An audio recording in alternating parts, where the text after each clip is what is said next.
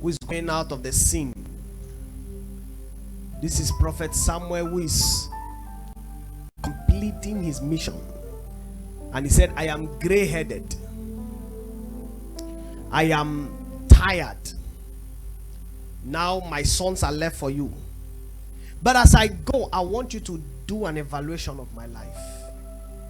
He began to ask them, who have I defrauded? Whose good did I take? Where was I bribed to prophesy wrongly? What gifts blinded my eyes? At what point? Now, Samuel was not saying that he's perfect, but he's showing us the testimony that is worthy of every priest. The testimony that every priest requires to be proven in his time, in his generation. So he wants to show us, though you may not be perfect, but there are guidelines, there are pointers, there are testimonies. What will be said of you after you have served? What will be said of you after you have left the scene? That's why I am careful the way I live my life, because there must be a testimony spoken of me. Ask your neighbor, what will be your testimony when you are not around? Now, when you will no longer be around, whether you change location or you meet the Lord, what will people say about your life? What will be the testimony? I attended a burial some time ago. A man of God who died, who went to meet the Lord, and people stood and they were giving testimonies. One was talking and crying, and I could hear or see a government official, I think it was a mayor or senator then. He was just standing by me, and he said, people should stop that crocodile tears. Pastor's burial. I said, all those things are lies. This man was not a good man. There was a population there, and I mean, a lot of men of God were there, but I could hear this man say this man was not a good man. But I knew him, so I was wondering why he said that. So after the burial, I had to do some inquiries, and later found out the reason. Some of those things were coming up. Realized the wife was left with debt of people's money he took to do something, and he didn't do it. It was worth 30 million put together. Pastor, what will be your testimony? There is a test priest. Bible calls you a royal priesthood. At every level of life in your walk with God, you have a priesthood you operate with God with. Point, the priesthood must not necessarily be a pastor, but your priesthood as a child of God, you on this platform to evaluate your life, to charge you. Every priest is called to serve both God and man. You are not here on this earth to serve just God, such that you say that no, I want to please just God. No, you are called to serve both God and man. Your assignment is not just to please God, but also to serve man. So don't say that as long as it pleases God, I mean, I don't care. No, you should care. Do you understand me? You should care. As long as it pleases God, man should be served. Man should be served. As long as it pleases God. So you are called to serve, to please God, and also serve man. So the testimony that we get from man is important. God may give a good testimony of you because you sin and ask for mercy. But now this is a problem. When you offend your neighbor and you come and ask for mercy from God, God will forgive you, but your testimony among men is tarnished, and this can corrupt your priesthood. Do you understand that? Yes. So we may give a good report of you, the platform of spirituality, but men don't have a good report of you. That alone is enough to stain your priesthood. That alone is enough to corrupt your priesthood. I'm sitting here today as a servant of God, and a servant of God is one who serves God in any capacity, in any way. Anyhow you are serving, you are a servant of God. So your report is important. Your testimony is important. It's important. There are 3 levels of evaluation that is required of a priest to sustain his testimony. And the first level of evaluation is self-evaluation. Evaluation from within. Self-evaluation. Evaluation from within, from inside. From inside. If you look well, he said, behold, I am a witness. Here I am, witness against me before the Lord. He said in verse 2 that I have walked before you from my childhood unto this day. I have a testimony of myself from my childhood. Personal evaluation, self-evaluation.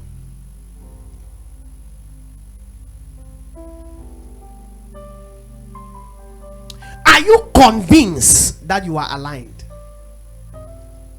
We may applaud you, we may celebrate you, we may accredit you, we may give you a good report.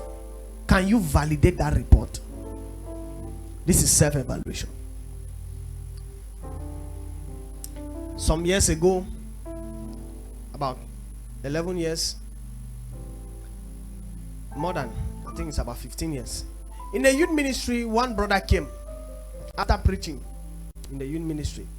He was talking, preaching, I don't know what he was preaching about, I think it's purity or something. So there was a sister in the youth ministry whose name was, I think, Melody or something. So he went to us, he was giving a report and saying, there is no sister I've seen that is as faithful and committed. This sister is pure as this one. He went and raised her hand up. Said, this sister, no, I've known her. I'm telling you. So, but years later, we did not see her again. So we knew maybe she's finished her school and she left. But we only got news that she disappeared because, you know, when a woman disappears, what has happened to her? She was pregnant. But this is a sister that was used as a point of reference to her sisters. So after we have referenced you, can you reference yourself? Can you attest that you are aligned? You know, when you are wrong, you know. Forget the crying in God's presence. When you are not serious, you know you are not. When your spiritual life is dead, you know. You can't deceive us. You can't deceive yourself. You can lie us, but you can't lie yourself. You know within you, you are not aligned. When you sit down, what is your conscience telling you? Have I been serving with the right life?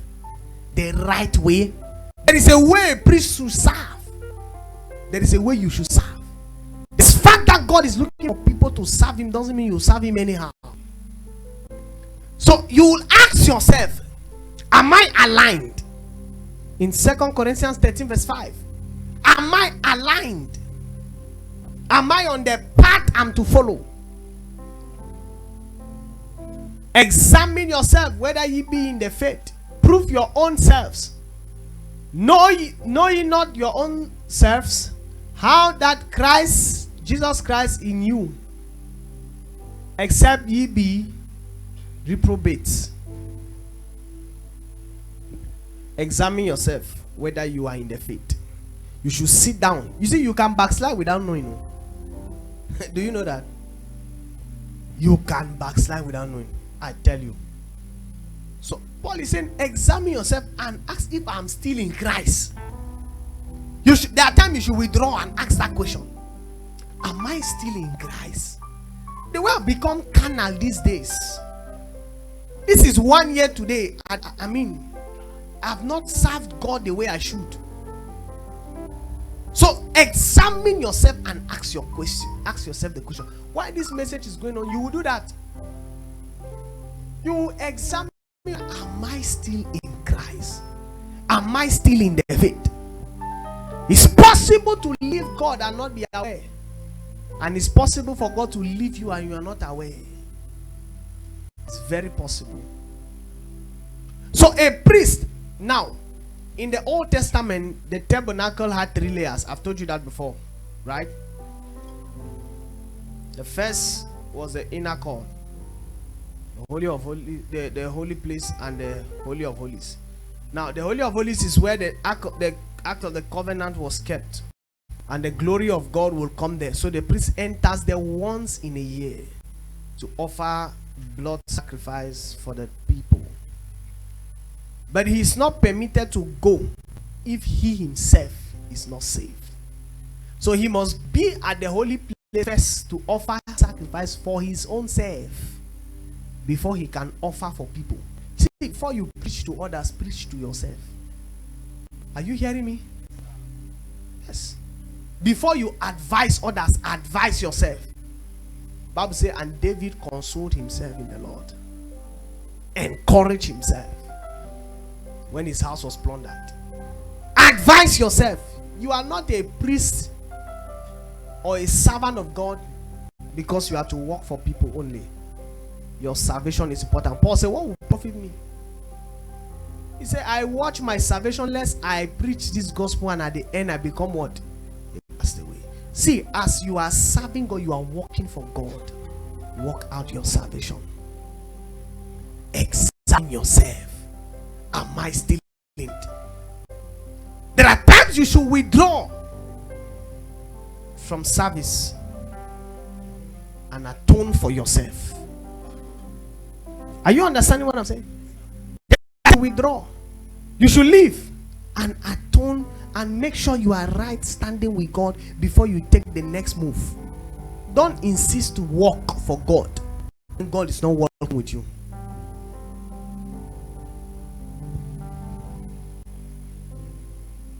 Are you hearing what I'm saying? Don't insist to serve when God is not there. When God has left your heart. When God has left you. When you have left God. Don't insist. Withdraw. Examine yourself. Examine yourself. Whatever thing you are doing for God. And it's not because he's a priest, the high priest, that God will permit him to do anyhow. If he tries to enter there in sin, the Lord will kill him. The glory will kill him. The glory will kill him. Listen, some of you are dead, but you don't know. It's just that you want to die physically to them. Yes. You have gotten to the point where your heart is so stiff. Nothing pricks your conscience. You live in sin and come to serve God. You are dead. Because a dead man has no conscience. Withdraw at times. Examine yourself before you come back. The day I have to withdraw from this altar, you know that God has better preachers. So don't be thinking that, oh, if I don't do it, who is going to do it? God has 1,000 of people better than you to do what you are doing. Christianity is like a football game. There are 22 players. That means the 11 players have a level replacement. Even the referees, they have their replacement. So, and most of the time, I've learned by experience that those who replace the ones who mess up do better. So if you leave, God will replace you, and the person who will take over from you will do better than you. So God is not scared of your leaving. God is not scared of your withdrawal. God is, in fact, your injury creates a new star. If you watch football, you understand. There are people who only shine when the nine shed has injury. And the people now say, I saw this guy was this talented. So your injury only creates new stars. Examine yourself. You are the best person to tell yourself the truth. You know it's not going. Examine yourself. That's the first level of evaluation for a priest. Self-examination. You can lie everybody, you can't lie yourself. You know the truth. If you are off, you will know. 1 Corinthians 9 verse 26. I put my body under subjection. I put my body under subjection, lest that when I preach the gospel, at the end I become a castaway. I put my body. Listen to me this morning. You need to subject your body, subdue your body, suppress your body, tame your body. Lest that you have sinned, you become a castaway. Lest that you have led prayer, you become a castaway. Lest that you have given, you become a castaway. People have seen you clean the church, and at the end God rejects you.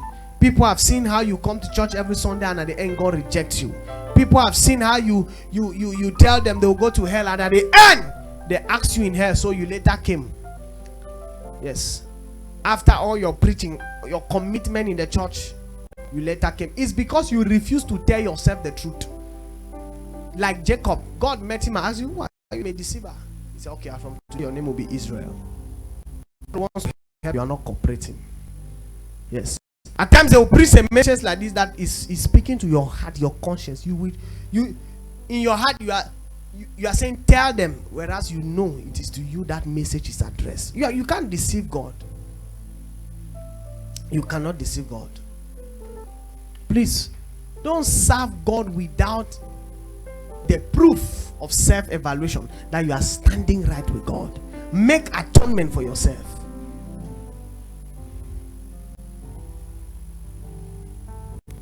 The next, evaluation from above. So the first was evaluation within, evaluation from above. Evaluation from above. You must always check to see that God is okay with you. Yes, because you may sit down and feel like all is well, but are you sure God is okay? Do you know that you can sin and not know you have sinned? Huh? Talk to me now. So you must do evaluation from above to be certain that God is with you. To be sure that God has not left you. In Psalm chapter 139 verse 23. It is very dangerous to assume that God is with you. That God is happy. It's dangerous. It's very dangerous to assume that God is still working with you. He says, search me, O God, and know my heart. Try me and know my thoughts. Search me. It means after I have searched myself, Lord, you search, do the search. There is a point where I missed it, but I did not know. Lord, do the search.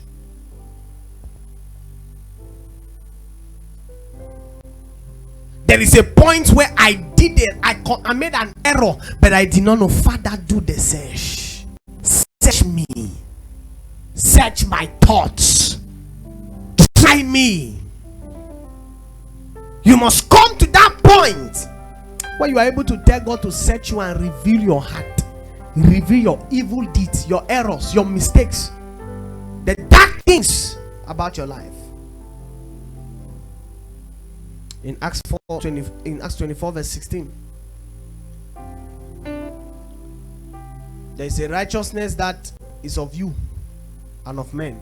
He said, and herein do I exercise myself to have always a conscience void of offense towards God and towards.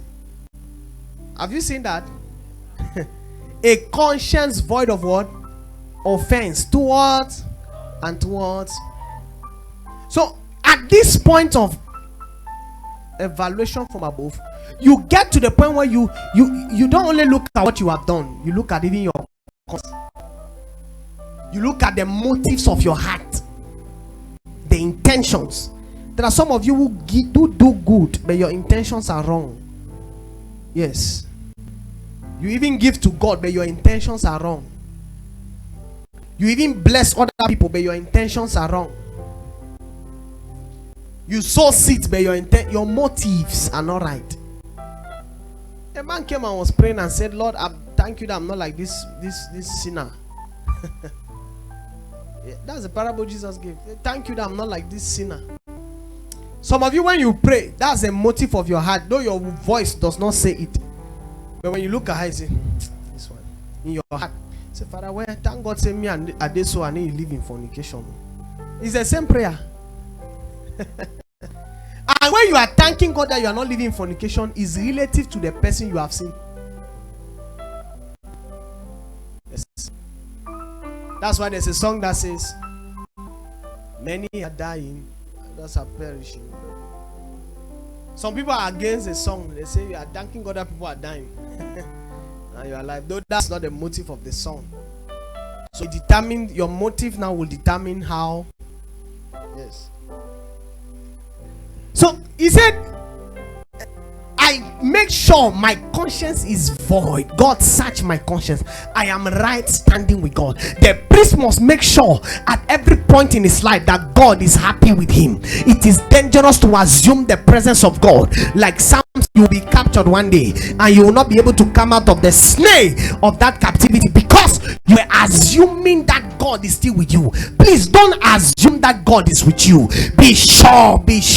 Do an upward evaluation. Sit down sometimes, ask God, Father, what have I done wrong? Show me my errors. Let me adjust. Let me cut it. I may have searched in my heart, I have not seen it. Don't come and pray vain prayers and say, oh Lord, forgive my sins, the ones I know and the ones I don't know. It is a vague prayer. Tell God to search your heart and point those areas where you have done wrong so that you adjust. Let God do the evaluation. Let God do the evaluation. Because there are things that may be right logically. They may be okay. But is it pleasing to God? Huh? There are things that logically is right, but is it pleasing to God? Is God pleased? It's not about being logically correct. You can't serve God with logic. You can't serve God with the views of men, with what society accepts or regards. 2 Corinthians 10 verse 18. You can't serve God with the views of men, with what men see. He said, for he that commended himself is approved, but who the Lord commended.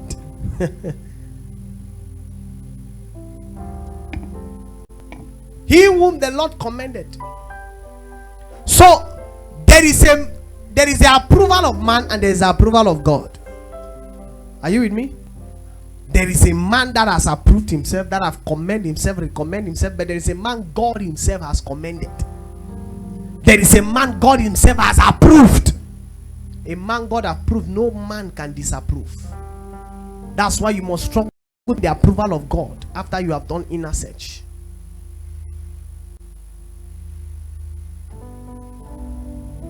First Corinthians 4 verse 4 to 5. A man God has approved, no man can disapprove.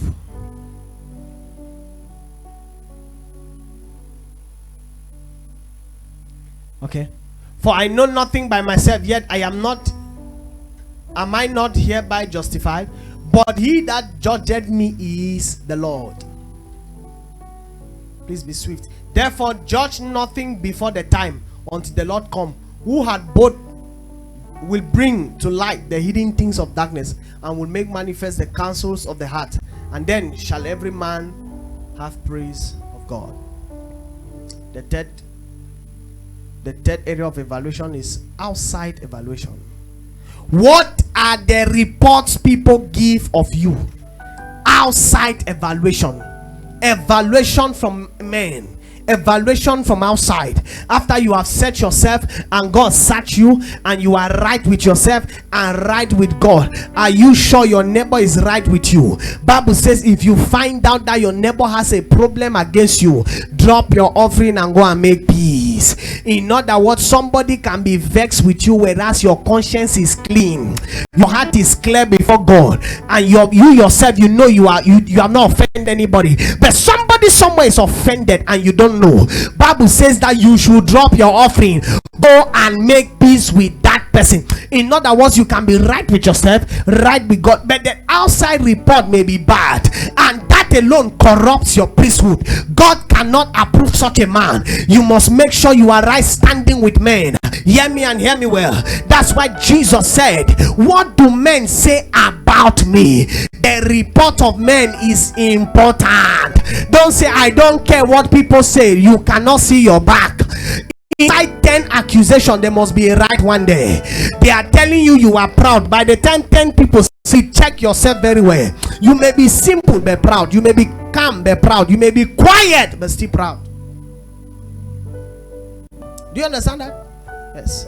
Simple. You are not flashy. You are just, and you are calm. Quietness is not humility. So by the time you get 1, 2, 3 people telling you the same thing, check yourself. Oh. Don't say, I don't care what people are saying. You should care.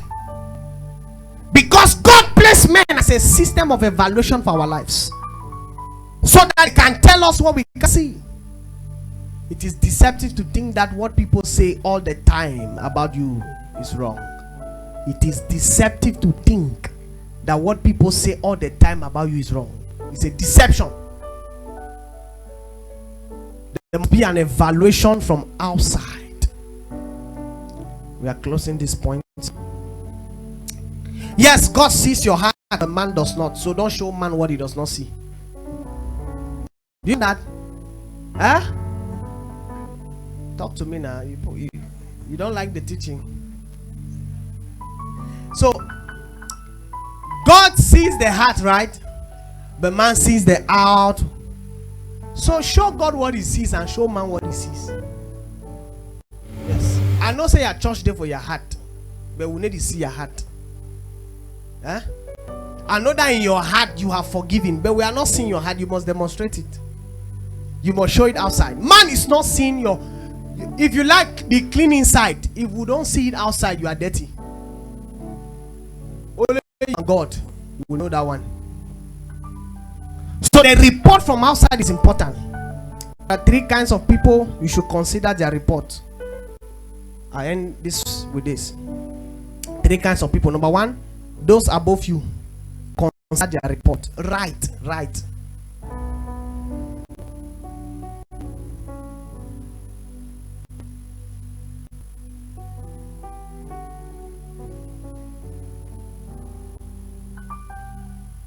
Consider the report of those above you. Do you know why? Because they have gone through the stages you are going through. If I tell you you are wrong and I'm above you, consider it. If I tell you this is your heart, this is your character, don't just be refusing. And if I'm above you, listen. Okay? Because those who are above you have gone ahead of you. They have gone through the things you still have to go through. That's why Bible says let the older women teach the younger women. Not because they know too much, because they have gone through what you are trying to go through. So if they tell you your fault, listen. Yes. Because you should listen to those who are above you, because they are living your future. They are living in your future. Yes. Where you are planning to go, they are there. So your prayer point is their present life. So they tell you are wrong, listen. If they tell you are wrong, do what? Listen. Listen to those above you, because your future is their present. The second level of people you should use listening to their report is those at your level. Don't say I take correction from above. No. The people who surround you, they feel your bad character more and easily relate to tell you. Okay? Are you hearing what I'm saying? Yes. For example, maybe in the choir, somebody has a bad attitude. I'm not with you all the time, but only those among you. When I come, everybody is humble. When I don't know who is noisy. You understand? So listen to the people at your level because they feel and relate with you more than others. And the last group of people you should listen to their report, what the testimony they say about you, is those below you. Do you know why? Those below you. Because they feel your impact more. They feel your impact more. They are down, and so they see low, while you are struggling to look up. The errors you are not seeing down, they are seeing it. These ones, they see your back better than you. What people say about you is important. Stand to your feet, please. So they only say what they see. Listen to me, as a leader, as a priest, my true impact is not what I have done great, it's what people say about me. Are you with me? Please listen. My true impact as a leader is not what I've